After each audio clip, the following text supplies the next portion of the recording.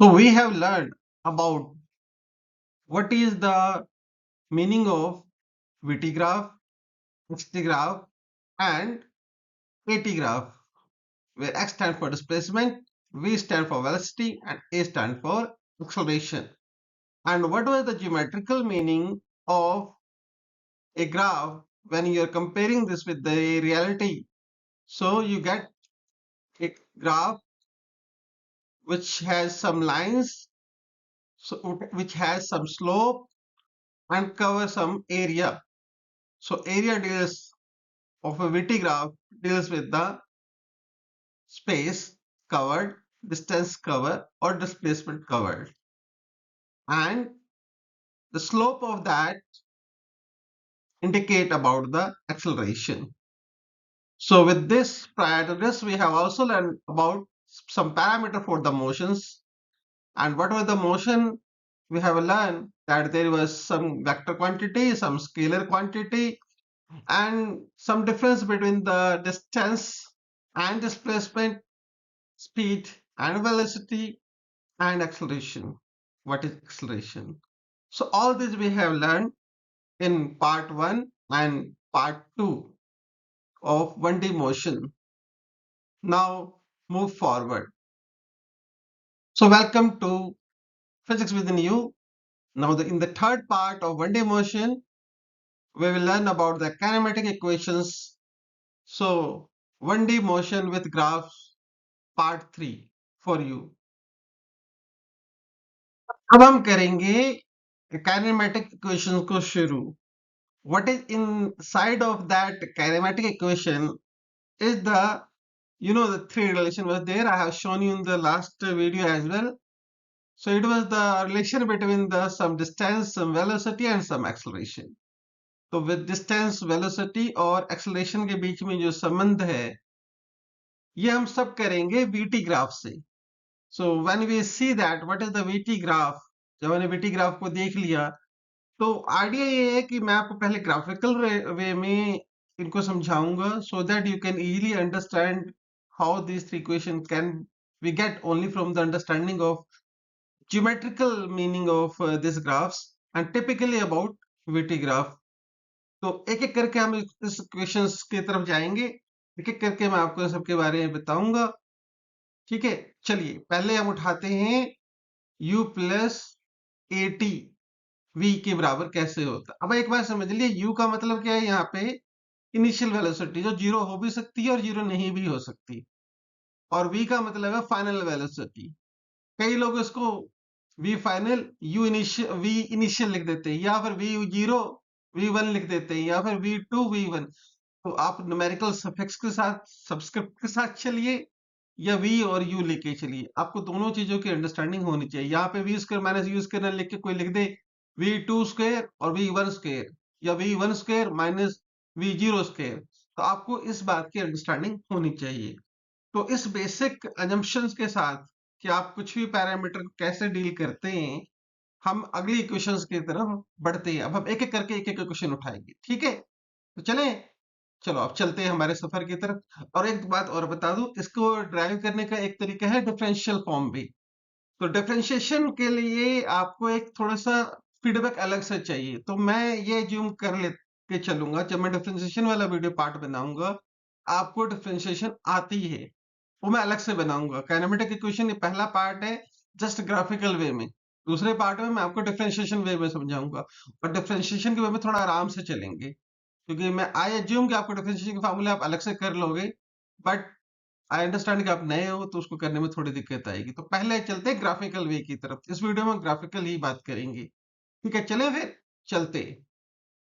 Let's start the first equation, जो कि है v equal to u plus a t. v equal to u plus a t, जहां पे u क्या है, इनिशियल वेलोसिटी, प्रारंभिक वेग. हिंदी में वेलोसिटी को वेग कहते हैं. तो और ये है फाइनल वेलोसिटी. ठीक है, और ये है आपके पास एक्सेलरेशन, और ये है आपके पास टाइम. डायमेंशनली ये वेलोसिटी है, ये भी वेलोसिटी है, और ए और टी को मल्टीप्लाई करेंगे, फिर से आपका डायमेंशन क्या आ जाएगा, L T minus 1. LT-1 LT-1, तो डायमेंशनली इक्वेशन करेक्ट है। आपने अब तक डायमेंशन अगर सीखा होगा तो आपकी करेक्टनेस जानते हैं। ठीक है, तो कभी भी इक्वेशन कोई करे तो उसको डायमेंशन चेक जरूर कर ले। ठीक है, आते हैं प्रॉब्लम पे, स्टार्ट करते हैं। हमारे प्रॉब्लम क्या है कि एक व्यक्ति ने चलना है, किसी वेलोसिटी से, किसी जगह से, किसी टाइम पे उसने चलना स्टार्ट कर देगा, तो हम उसका वीटी प्लॉट कर लेंगे। इतना तो हम समझ ही चुके हैं कि वीटी प्लॉट कैसे प्लॉट करने हैं। अब जो उसकी यहाँ वाली पोजीशन है, ठीक है, उस पोजीशन पे हम मान के चलते हैं कि क्या है, एक्स नोट को जीरो मान सकते हैं। आप जब चलते हो उस गाड़ी में क्या कर देते हो, जीरो पे कर देते हो। इनिशियल पोजीशन के लिए कर सकते हो, कर चाहोगे अगर मापना होगा तो कुछ टाइम भी जीरो मान सकते हो। 12 बजे चले, यहाँ से हम सफर गिनते हैं, ठीक है ना, ये हो सकता है। और जो वेलोसिटी है, जिसको मैं वी यहाँ पे देखिए, ये जो जीरो लिखा है ना जहाँ पे, इसको कहते हैं सबस्क्रिप्ट। ऊपर लिखते हैं तो क्या कहते हैं, सुपरस्क्रिप्ट। तो नीचे क्या है, सबस्क्रिप्ट। अब इसको कई लोग कहते हैं वी जीरो, कई लोग कहते हैं वी नॉट, तो मैं इसको वी नॉट बोलूंगा। ठीक है ना, समझ गए आप। तो ये सबस्क्रिप्ट पहचान के लिए होता है। तो फिलहाल जो हमारा वी नॉट है उसको हमने यू मान लिया। ठीक है, आसान लिखने के लिए बार बार कौन लिखेगा सबस्क्रिप्ट। अब ये व्यक्ति यहां से चल गया, यहाँ से यहाँ आया, ठीक है, आ गया। अब उस पोजीशन का भी कोई नाम होगा, ठीक है, तो वहां पे हमने इसका नाम कर दिया वन करके। सबस्क्रिप्ट पे हमने क्या लगाया, वन, तो लिखा x1, इसको हमने मान लिया x। t1 इसको हमने मान लिया t, और v1 इसको हमने मान लिया v। एक बात बड़ी जाहिर सी बात है इन सब बातों में, अगर आप ध्यान दें, ये जो आपके पास x है यहाँ पे, और यहाँ पे ये x नोट क्या है, जीरो है। x note zero means x minus zero, तो यहाँ पे क्या पोजीशन आ जाएगी, ये यहाँ से यहाँ का डिस्प्लेसमेंट कितना हो जाएगा, x का हो जाएगा, हमें मान के चल रहे हैं। ठीक है ना, हो गया। ऐसे टाइम में करेंगे तो t माइनस जीरो, फिर से t, तो ये हमारा यहाँ का टाइम डिफरेंस हो गया इस पोजीशन के लिए। यहाँ की पोजीशन इनिशियल वेलोसिटी क्या थी, जो उसको आरंभिक वेग कह रहे हैं, वो u था। और फाइनल वेलोसिटी हमारे पास, जो अंतिम वेग था, वो हमारे पास v है। तो ये सिंपल सी कहानी हमें यहाँ पे समझ में आई है। अकॉर्डिंगली हम इसका प्लॉट बनाने के लिए तैयार हो सकते हैं। तो चलिए हम प्रॉब्लम की तरफ चलते हैं। तो प्लॉट हमारा तैयार हो गया, देखो समझ में आ रहा है ना आपको प्लॉट कैसे तैयार होगा, लिया हमने। तो प्रॉब्लम क्या है हमारे पास कि एक्सेलरेशन की डेफिनेशन पता है हमें, हमने वीटी पे देखो, हमने वीटी प्लॉट तैयार कर लिया। पिछली वीडियोस में मैंने बताया था एक्सेलरेशन कैसे निकालते हैं। तो एक्सेलरेशन का क्या फार्मूला था, वेलोसिटी का डिफरेंस और टाइम का डिफरेंस। तो आप कर दो यहाँ पे। तो अब हमने u और v सबको डिफाइन कर दिया है, तब ग्राफ पे इसको समझ भी लेते हैं। ये सब कुछ वही है जो मैंने यहाँ भी बताया था। ठीक है ना, जो मैंने आपको यहाँ पे भी बताया था, आप देखिए यहाँ पैरामीट्रिक वे में वही चीजें आ रही है। ठीक है ना, और ये क्या हो गया, डेल्टा v, और ये क्या हो गया, डेल्टा t, राइट। इस पोर्शन को हम क्या कहते हैं, डेल्टा v हो गया, और इस पोर्शन को क्या कहेंगे हम, डेल्टा t हो गया। तो टेन थीटा निकल जाएगा यहाँ से। टेन थीटा क्या होगा, थीटा अगर ये तो टेन थीटा क्या होगा, दिस अपॉन दिस। तो स्लोप निकालना मैंने आपको बताया था, और यही जो स्लोप होता है वीटी ग्राफ का, वो क्या होता है, एक्सेलरेशन होता है। ठीक है ना, तो एक्सेलरेशन ऑफ क्या होता है, वीटी ग्राफ का स्लोप।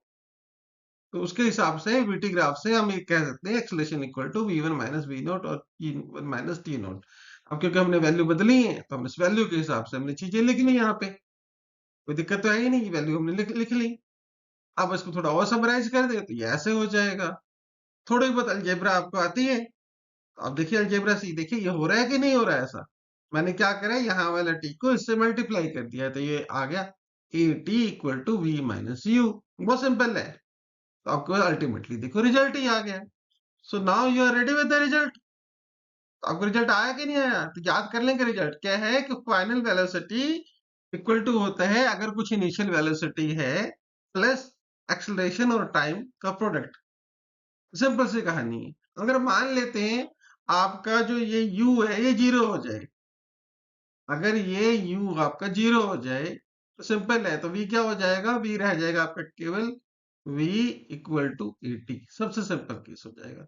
अब देखो, तो ये एक्सेलरेशन की डेफिनेशन ही जैसे लग रही है कि आप अल्टीमेट सेट करेंगे, t को इधर ले आएंगे तो सिंपल हो जाएगा ये केस, क्योंकि उस समय सब कुछ जीरो हो गया। तो कब होगा ये, ये कब होगा? जब u मेरा 0 होगा। तो नॉर्मली आप शुरू करते हैं तो आपकी वेलोसिटी 0 होती है। अगर होता है तो, कई बार नहीं होगा तो फिर आपको u मानना भी पड़ेगा। आपके पास दोनों ही सिचुएशन हो सकती है, तो आप ये भी अलर्ट रहेंगे। ठीक है, तो ये आ रही हमारी पहली इक्वेशन, जिसको हमने ग्राफ की मदद से, रादर ग्राफ की, हम तो उसकी ज्योमेट्रिकल मीनिंग पहले ही जानते थे कि जो स्लोप है वो एक्सेलरेशन है। हमने स्लोप की टर्म से ग्राफ को डिफाइन करा, एक्सेलरेशन के डेफिनेशन का यूज करा, इक्वेशंस को थोड़ा बहुत अल्जेब्रिकली इधर से उधर ले गए और हमने इक्वेशन को सेटल कर लिया। ठीक है ना? बात समझ में आ गई आपको? तो आपको पहली equation v equal to u plus a t, I hope करनी आ गई हुई ग्राफ से कैसे करते हैं। ठीक है, तो चलिए अब हम चलते हैं दूसरी इक्वेशन की तरफ। So now we will do the second equation, which is s equal to ut plus half at square। Again आप डायमेंशन इनका चेक कर लीजिएगा। ठीक है, डायमेंशन इसका एल, एल का आना चाहिए, एम नहीं होगा, टी, क्योंकि ये देखिए क्या है, एस डिस्प्लेसमेंट या डिस्टेंस दोनों की यूनिट एल होती है, तो ये होगा। सिनेरियो पिछली बार से कुछ ज्यादा डिफरेंट नहीं है, इसलिए मैंने पिछले सिनेरियो को ही लिया है यहाँ पे। सब कुछ पैरामीटर लगभग वही है, कुछ भी चेंज नहीं है। उसी सिनेरियो को यूज करते हुए अब हम इस इक्वेशन को ग्राफिकल वे में ड्राइव करने की कोशिश करते हैं। अब आपको पता था कि जो डिस्टेंस है बेसिकली प्रोडक्ट है वेलोसिटी और टाइम का, तो वीटी ग्राफ पे जो एरिया होगा, ठीक है, मैं एक बार इसको आपको करके बताता हूँ। ये जो वीटी ग्राफ पे एरिया है, समझ रहे हैं ना, ये वाला एरिया, ध्यान रखना डेल्टा टी और ये डेल्टा वाई डिफरेंट होता है, और एरिया जो होता है ग्राफ के नीचे पूरा ये जोन होता है, जो मैंने आपको प्लॉट करके दिखाया। तो ये एरिया जो होगा ये एस को बताएगा, यानी कि इस एक्स का जो भी डिस्टेंस कवर कर रहा है उसकी वैल्यू बताएगा। ठीक है ना? तो मैंने यही लिखा है यहाँ पे, आप देख लीजिए, area of vt plot equal to x. ये हमें पता है, मैंने पिछली बार ग्राफिकल इंटरप्रिटेशन में आपको बताया था। तो एक्स मतलब का डिस्टेंस जो कवर्ड है। अगर डिस्प्लेसमेंट की बात करना चाहे तो यहाँ पे डिस्टेंस और डिस्प्लेसमेंट क्योंकि एक ही है, तो डिस्प्लेसमेंट भी कह सकते हैं। तो इसीलिए बीटी प्लॉट से जब आप फार्मूला बनाएंगे तो क्या होता है फार्मूला, देखिए पैरेललोग्राम जैसा कुछ लग रहा है, दो लाइनें पैरेलल है, बीच में कुछ एक आर्म है, तो इसका रिलेशन जो फार्मूला बनता है उसमें क्या करेंगे, हाफ सम, ठीक है, and the difference of this, जो परपेंडिकुलर डिफरेंस है दो पैरेलल लाइंस के बीच का, तो ठीक है। और हमारे को तो वैल्यू कहाँ से लेनी है, हमें वैल्यू क्या लेनी थी उसके हिसाब से, तो ये u प्लस बी का है। तो जो इफेक्टिव एरिया है वो हमारे पास ये वाला बचता है। ठीक है, तो कैसे कैलकुलेट करते हैं, चलो देखिए आइए। तो half v1 plus v naught into t one minus t naught, general formula लिया मैंने। अब अपने पैरामीटर्स डालेंगे जैसे पिछली बार दिए थे, तो v1 को v से और v नॉट को u से रिप्लेस कर देंगे, t नॉट को 0 से रिप्लेस कर देंगे, तो सिंपल फार्मूला आ जाएगा half v plus you plus T into T, sorry. तो आ गया आपके पास। अब आप आ जाइए, जो पिछला रिलेशन हमने यूज करा था, क्या था relation, v equal to u plus a t, है ना, ये याद आ रहा है ना, कुछ ऐसा था। ठीक है, तो आप कुछ मत करिए, आप इसी इक्वेशन में v है कहीं पे, देखिए ये v दिख रहा है कहीं पे, इसमें डाल दीजिए। आपने डाल दिया। अब ये जब v की जगह ये डालेंगे तो क्या आ जाएगा, एक u पहले से ही था और एक u और आ गया, तो ये क्या हो गया, 2u हो गया यहाँ पे, देखिए ध्यान से। और ए टी अलग से आ गया, अब टी से मल्टीप्लाई करिए, ठीक है, और इन दोनों टर्म्स को अलग अलग करके हाफ से मल्टीप्लाई कर दीजिए। हाफ करेंगे तो इस 2 से ये 2 कैंसिल हो जाएगा, और जब ये हाफ इससे मल्टीप्लाई होगा तो हाफ ए, और बाहर वाले टी से मल्टीप्लाई होगा तो टी स्क्वायर, इसमें मल्टीप्लाई होगा तो टी आ जाएगा। तो ये बन गया आपका x equal to u t plus half a t square. अब क्योंकि हम जनरल रिलेशन में यूज करते हैं, डिस्प्लेसमेंट की जगह यहाँ पे डिस्टेंस बराबर मान के चल रहे हैं, क्योंकि तो यहाँ पे हमारे पास हो गया x equal to u t plus half a t square. तो देखिए रिलेशन आपको याद हो गया, s equal to u t plus half a t square. तो ये हमारा सेकंड रिलेशन था। I hope you get this point very much. समझ में आगे इसमें कोई डाउट तो नहीं आपको? चलिए अब चलते हैं हम थर्ड इक्वेशन की तरफ। थर्ड इक्वेशन क्या थी हमारी, तो याद करिए इसको। इसमें ये देखो, पहला रिलेशन था सिर्फ वी और टी का, दूसरे रिलेशन में एस के साथ यू आ गया और यू के साथ, ठीक है ना, पैरामीटर ए भी आ गया। इस बार क्या है, ए और एस कपल हो रहे हैं, जुड़ रहे हैं दोनों, ठीक है, और बी और सी स्क्वायर, यहाँ टी गायब है।